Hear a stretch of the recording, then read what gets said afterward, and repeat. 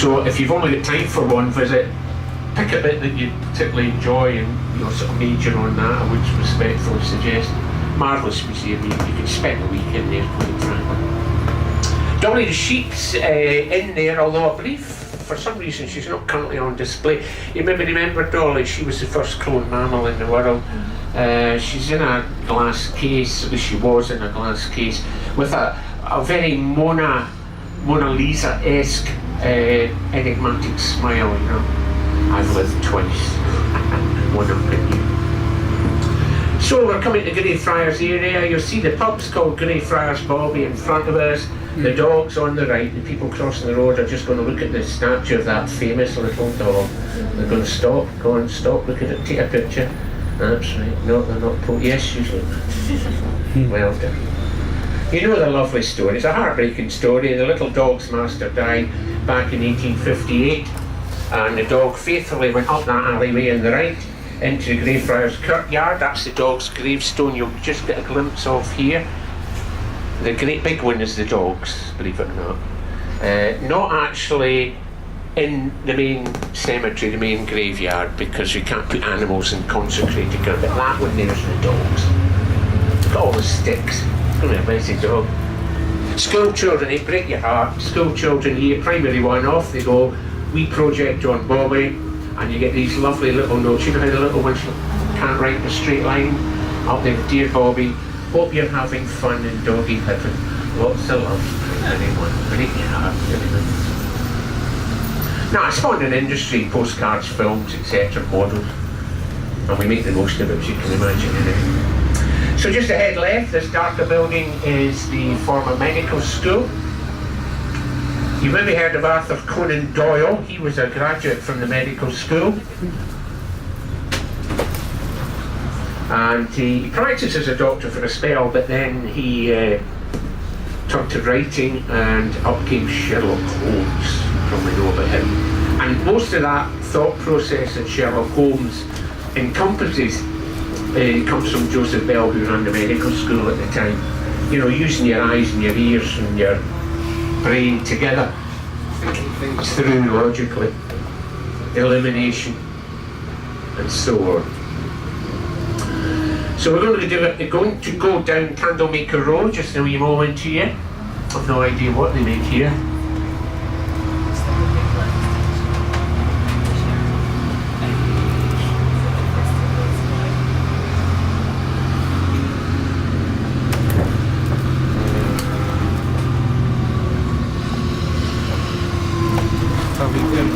Ali dentro que está o coisa, o cão. Give me a wee second. Consigo.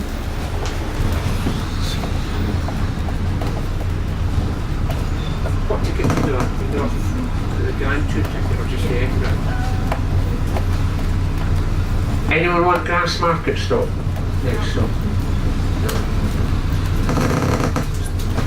Só just no telefone.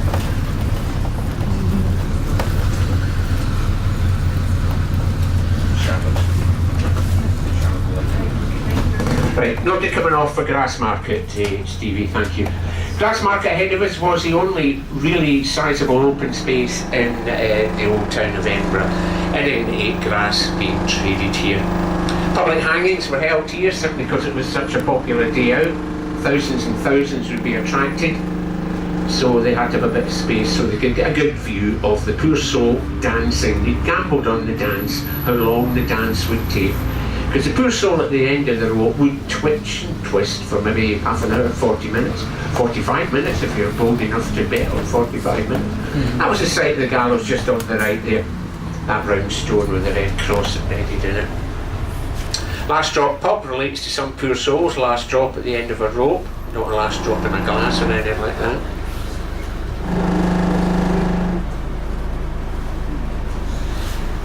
So if you look up to the right as we come along, we should get reasonable views of the castle, albeit somewhat cloudy now. That's a big change from when we started.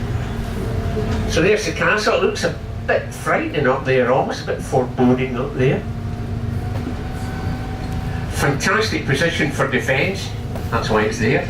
In fact, 3,000 years ago we had wandering tribes were wanting to settle in relative safety, and they chose the very top of the rock there, a volcanic rock.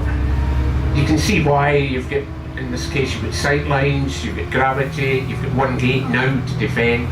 And that was the core of Edinburgh. Din Aidan was the old Scots for a fortlet on a hill.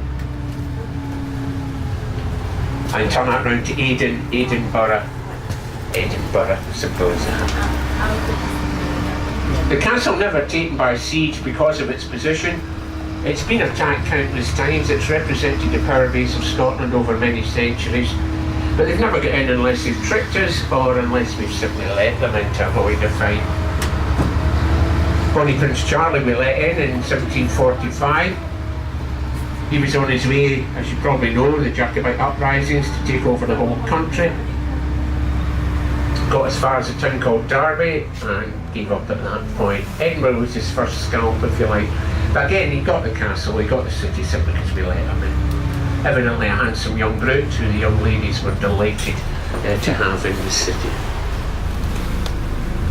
So once again, when we go down, you'll get nice views, and you'll maybe see from the different building styles and ages the reason why I cannot possibly give you a date for the castle.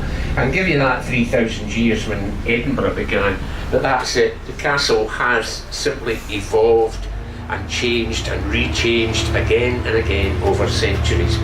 Within the castle precincts, you've got 12th century, the oldest building of all in Edinburgh, St Margaret's Chapel, right up to 20th century, the National War Memorial of Scotland. So in other words, it keeps changing, it keeps getting added to. You'll see that from the building styles just in a wee moment. So if some bright spark tells you, oh, Edinburgh Castle dates from 1648, okay, I'm not saying something didn't happen in 1648, but the whole castle wasn't built as one entity as a lot of castles were, as a fortification. It developed. You can maybe see that as we go.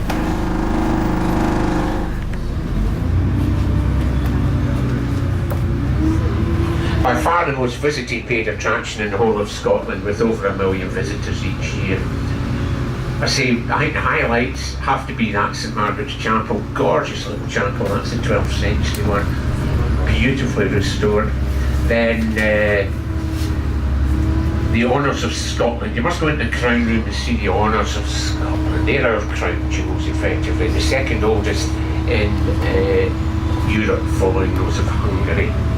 There's military museums, there's a 500-year-old cannon, Mons Meg, getting a lot of attention now because at 500 years old it's not the best of condition. There's that 1 o'clock gun I mentioned. The National War Memorial also very poignant in there because you walk in and there's ledgers and ledgers and ledgers, and each sheet in that ledger represents a person who's died for their country. And if you can locate a family member going back, say, to the First World War or something, even more poignant for you. That's the only way in. Up on the left there, I mentioned one way in, so you've only got one gate to defend as well. What could be easier?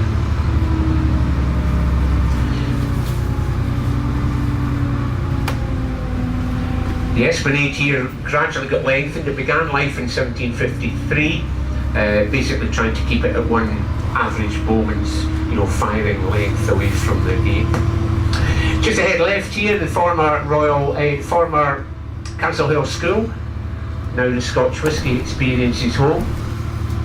Must try a glass of 2 of Scotch while you're here. Uscabar, the water over there. So we'll stop in a wee minute. For those of you who wish to leave us, we're coming back to the Royal Mile. We're coming up to the Lawn Market stop. This is the closest stop for the castle, Scotch whisky. And Camera Obscura in the Outlook Tower. Tartan Weaving Mill. So all available just up on our left currently. 2 or 3 minutes walk up there. So bus every half hour. Last bus will be up here tonight at, come on, I've got to think now, haven't I? 4:15.